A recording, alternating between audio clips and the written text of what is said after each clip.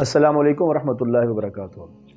सामीन मन, मर्ज़ की वजह से या सफ़र की वजह से ये अल्लाह ताला की तरफ से रुख्सत है कि अगर आप मरीज़ हो गए हैं या आप सफ़र पर हैं तो आप रोज़ा छोड़ सकते हैं।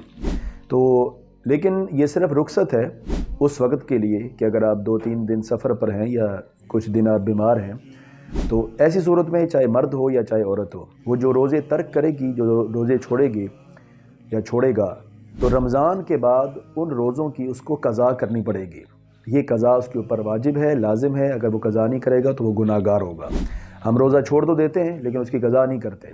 तो आज की इस वीडियो में का जो मुख्तसर मैसेज है वो यही है कि जो बंदे रोज़े छोड़ देते हैं किसी भी वजह से, औरत हो या मर्द हो, तो जैसे ही यकम शवाल गुज़रता है तो वो उसके बाद कभी भी उसकी क़ज़ा जो है वो कर सकते हैं। वो ज़िंदगी में कभी भी उसकी क़ज़ा कर सकते हैं। तो ज़ाहिर सी बात है कि जितनी जल्दी की जाए उतना अच्छा है।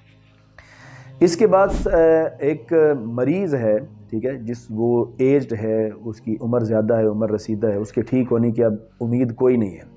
तो वो बंदा जितने भी रोज़े छोड़ेगा तो वो हर एक रोज़े का जो है वो फ़िदिया अता करेगा। और एक रोज़े का जो फ़िदिया होता है वो 2 वक़्त का खाना आपने खिलाना है किसी भी गरीब बंदे को। वो आप इकट्ठा खिला दें, जितने रोज़े बनते हैं उसके इकट्ठा दे दें, या आप उसका अलग-अलग दे दें।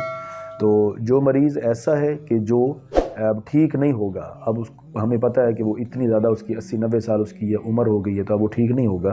तो अब जितने भी रोज़े उसके छूट रहे हैं जब तक वो ज़िंदा है, तो उसके रोज़ों की जो फ़िदिया है वो आप साथ साथ अदा करेंगे। तो इन तमाम मसाइल को ख़ुद भी सुनें और दूसरे अफराद से भी शेयर करें। अस्सलाम वरहमतुल्लाहि वबरकातुहू। به بدأت ولا